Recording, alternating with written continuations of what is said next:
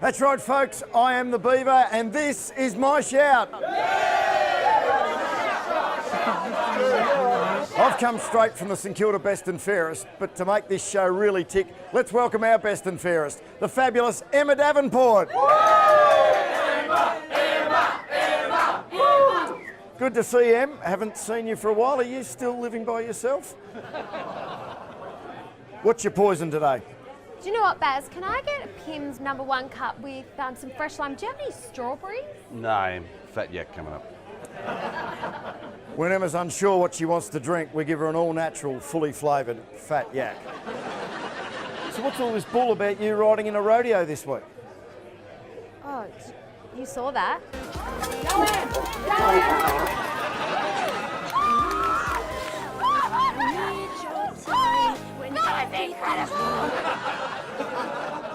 Yeah, look, thanks to my efforts, now I really do have a fat yak. Moving right along, what else have you been up to this week? Well, this week I went down to Essendon Football Club, had a little visit with my mate Dyson Heppel, and he had a bit of a surprise for me. Yeah, so joined by Dyson Heppel. Dyson, thanks so much for joining us. How do you feel about today's game? Yeah, I was real good. What did you do better than the other team? Oh well, we got the ball through the big sticky things more than they did. The goalposts? Yeah, I know. Yeah, the ball went through heaps of times.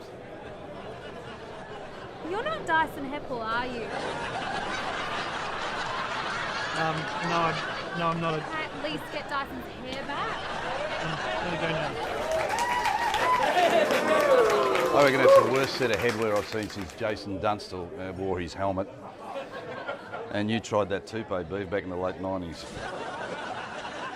Well, feathers or no feathers, Baz, I still reckon Dyson Heppel, fabulous player, one of the Bombers' best. You know I was a Bombers great, Beef. Back in the mid-70s, the SSB Bombers, I played 21 games as a 10-year-old. Remember, yeah, Little League, not senior. In fact, you played in that 74 Windy Hill Brawl, the Little League at half-time. I did, I was involved. Mel Brown was involved, Johnny Casson, Robbie McGee, Barry Grinter. But the real story is, why were you in a dressing gown? Because that's what the papers didn't pick up. I was picked on the bench, which was an absolute travesty of joke. Did you get reported? No, that was the other Barry Grinter. Yeah, didn't see you throw a punch. Well, you've got that claim to fame. You also claim that you invented Aussie rules. Oh, absolutely, Beef. If you get... Hang on a minute, this is lemon tea. Beryl, I have Earl Grey at this time of the night, you know that. Lemon tea, very pretty, but it doesn't taste like it. Jono, I don't get it. How come Carmichael Hunt got all that dough to join the AFL? Well, Wayno, I'm an idiot, and it makes sense to me. He's a spy from the NRL, okay? He's learning how we play the game. Next year he goes back to league, tells them all our secrets. So it's like a plot.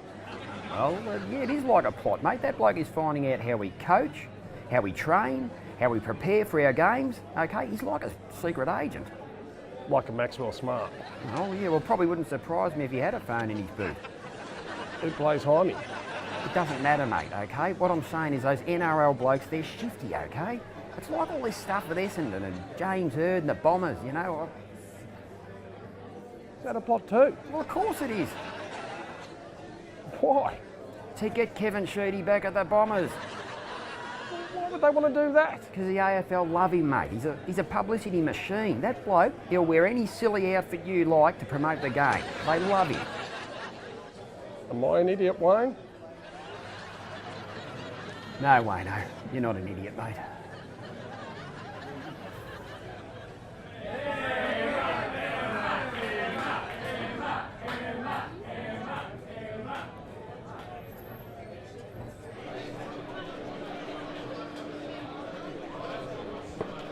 All right, Bruce, we found some fans out here in the big iron, boys. Ron. Ron, what did you think of the game today? We moved the ball really well, really strong in defence, and we smashed them in the ruck. And you, sir, what's your name? My name's Paul, and I agree with Roddy. Really strong midfield, mainly due to the ruck work and superb ball movement across the ground.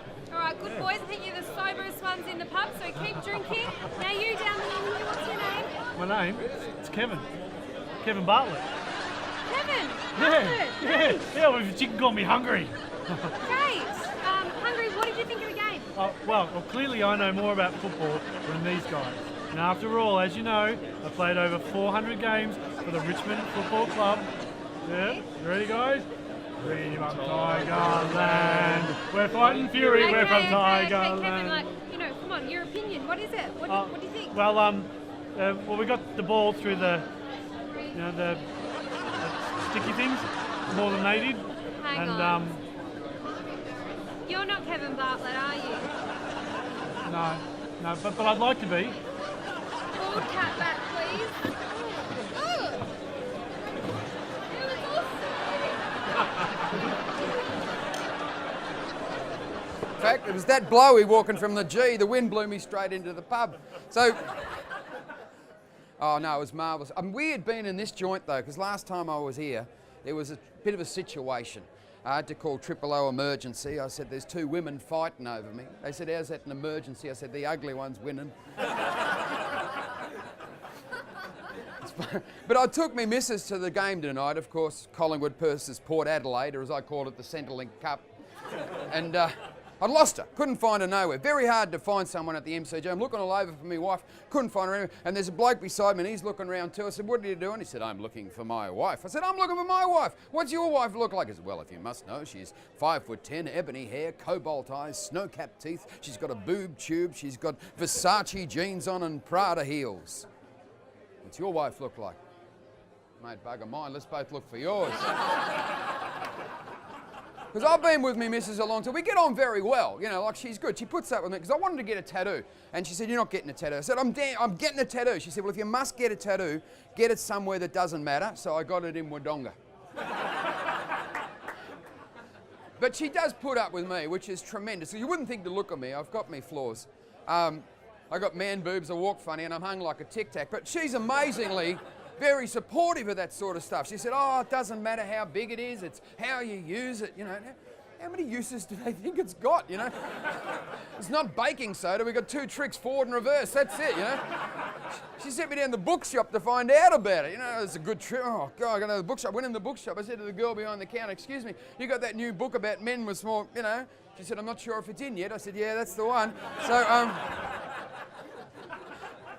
but the thing about her is she's a talker, right? Now, I'm a talker. I need a listener. She's a big-time talker. She's a Panadol headache. I'm not mucking around. I got pulled over on the freeway. The copper said, mate, your wife fell out of the car a mile back. I said, oh, thank God. I thought I was going deaf. She's the only person I've ever met can get Jehovah's Witnesses going, mate, we're going to go. Now, this is not just a problem with me. Now, my father, some of you might be old enough to remember my old man, Maury. My father had a theory about this exact situation with the talking thing. He used to say to me, mate, in every relationship, it's always the woman who does the talking. And if you don't believe me, have a look at an old couple. It's always the bloke wearing the hearing aid. It's true. You ever see a woman with a hearing aid? You don't see that. And it's always the left ear. They've worn the bloody thing out because that's your driving ear. Why don't you pull over? Oh, you shut up! Now, I learned a lot of things from Dad. Like, Dad was great. It was a weird childhood growing up, because I thought I might have been adopted. I don't know, maybe I'm adopted. I asked Dad, am I adopted? He said, not yet, we've placed the ad. I was apparently an unwanted child. Mum tried to have me terminated. The doctor said, turn it up, he starts school tomorrow. But that worried me, because Dad was mucking around with the adopted. I thought, geez, what if I am adopted? I won't, oh my God, I got no parents. I go, oh, this is terrible. I had to know. So I sat Mum down to have the adoption talk, very uncomfortable. I sat Mum down and I said, Ling Chow,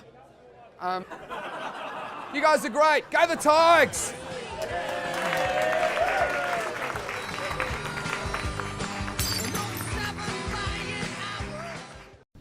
So what'd you end up getting?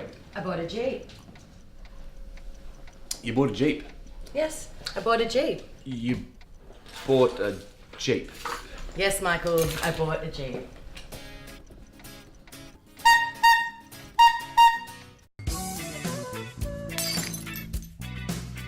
all around the ground and maybe just on the scoreboard. Ledger, he gets it all the way home. The Saints have got 3. This is a good game, isn't it, Jen? Oh, yes, Tran, it is.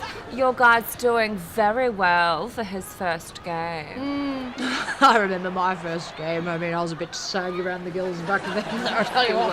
Jan, but you're much better now. Oh, thank you. We'll get you done too, darling. Don't you worry about that. So you're going to the Brownlow then? The what, sorry? The Brownlow. The Brownlow medal. The Brownlow. No, I'm not. Did they? It never does that to me. Anyways, girls, let's just get our champagne and go and see the guys, eh? Good idea. Cheers.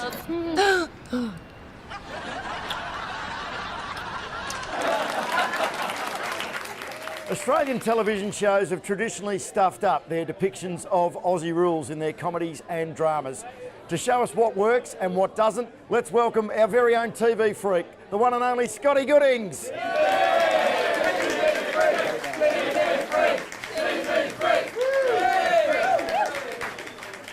Good to see you, Scotty. Now, we know right off the bat, Neighbours has been a serial offender in this matter. Yeah, Paul McLean gets drafted and goes to Adelaide Crows. If you had seen him in the practice match against Collingwood, he couldn't kick. It was appalling. Totally unrealistic. I mean, there was a photo of him on Harold Bishop's mantelpiece for years in the Crows jumper, but you just couldn't take it seriously. Now, what about our beloved Saints? They've appeared in a couple. Yep, a show in the mid-90s, precursor to Underbelly, called Blue Murder. Gary Sweet plays Rentokil. Christopher Dale Flannery, and in a drug-induced virtual coma, he raves about Barry Breen kicking the winning point. Total profanity, but total genius. Let's leave our beloved Saints out of it. Have you got another personal favourite? Yeah, you might know it as Barjas. Remember D-Gen took the piss out of Bluey? At Crawford's production in the 70s. Now, in the scene, Bluey had to meet one of his informants, but they couldn't be seen anywhere. So it's mid-70s, middle of winter. Where would you go to meet someone when you wanted to be totally incognito? Probably VFL Park. That's right. No one there? No. And those that were there were frozen? Yeah. Members wing, heading up towards the police road end. I think it was Melbourne, Geelong. Well, that's the challenge, viewers, isn't it? To find the quintessential pairing between Australian rules and television shows. Our very own TV freak, Scotty Goodings.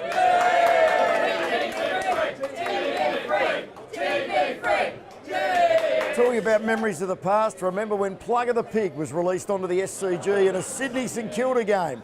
Most people thought it was Paul Kelly that actually tackled the little piglet. Baz, I reckon it was Dale Holmes. I reckon you're right, Beef. Pretty smart thing to do to get Plugger Loggett angry in the middle of a game, wasn't it? Well, I actually found out, being the food lover that I am, that pig had a short-lived career at my local barbecue restaurant. Not as messy an ending, but remember when the umpire took the mark at Subiaco, umpire Peter Carey, again the Saints were on the wrong end of it. Gavin Mitchell was meant to take that mark. Come on, Beef. He gave himself 2 Brownlow votes at the end of the game, and then he sang the song with the boys. Got even weirder after that, he went into the showers with them. As if we needed any more reason to boo the umpires. Hey, come on, let's be fair. I think they've got more skill than Melbourne's current list. Hey, Baz, what about that time Lee Matthews broke the point post? I want to tell you a story. I was actually there that afternoon, and I want you to picture this. I was up in the outer, just under the windsock at Windy Hill, with my dad and a whole lot of grown men. We were urinating in empty cans. And too much information, Baz. I'll tell you what, he deserved it, that goalpost, though, because he'd been sledging Matthews all day. And he's got sick of bashing Essendon players as well. But then didn't he accuse it of staging? He did. Luckily, Spider Burton was standing next to me in the crowd, and he just wandered out in the ground and stood there as a goalpost for the rest of the game. Well, another man who looks a little bit like a point post is our special investigator on all things AFL, Adam Bigham. During the week, he caught up with the main man in this great nation of ours, the Prime Minister Tony Abbott, to find out what he thought about our great game. Oh gosh, I hope he's not wearing budgie smugglers again. Thanks for joining me, Mr. Abbott. Now, I just wanted to ask you, what is your opinion of the use of illegal peptides amongst athletes? I'm all in favour of that. Okay, do you realise there are significant health risks from using such substances? Well, that's not true. No, I believe it is true, Tony. In the end, this is not a question of belief, it's a question of fact. Yeah, but the fact is you probably shouldn't be pumping untested chemicals into your body. Certainly, the science is not nearly as settled as the wild zealots say. Wild zealots? You mean people like Stephen Dank? He might be the best bloke in the country. Why would you say that?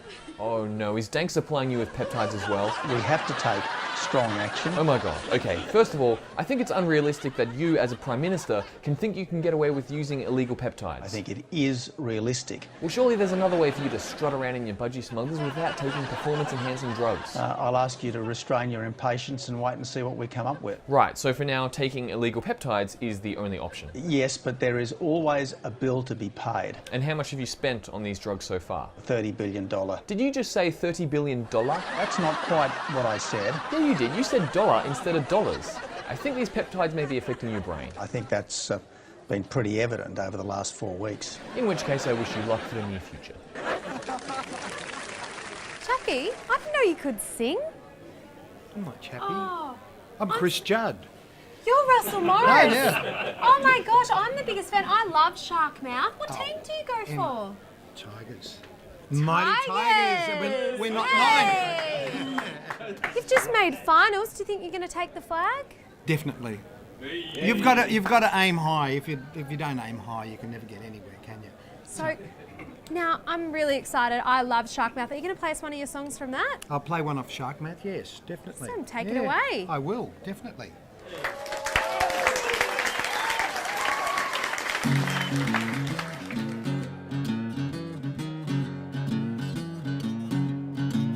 Little honey's in the kitchen where she's cooking up a storm.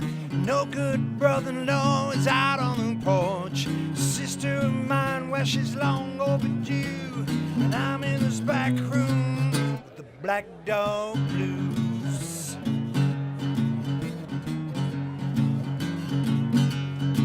Well, the car won't start, so it's sitting in the drive. So damn hot, well, I'm barely alive. I ain't got no beer, so I don't know what I'll do. 'Cause I'm in this back room with the Black Dog Blues. I got the low down, spellbound, let down, unsound, underground, run down by the hellhound, Black Dog Blues. I got the all pain, no gain, hard rain, no brain, insane, Novocaine, ball and chain, Black Dog Blues. That's all we've got time for on this week's edition of My Shout. Thanks for your company. We'll see you next week. Cheers. Take it away, Russell. Hey, Russell! Well, the house is on fire and I'm burning inside. I ain't got no work 'cause there's no work to find. Sitting here alone, I got nothing to do. 'Cause I'm in this back room with the Black Dog Blues. Ooh. Think I'll scratch a while.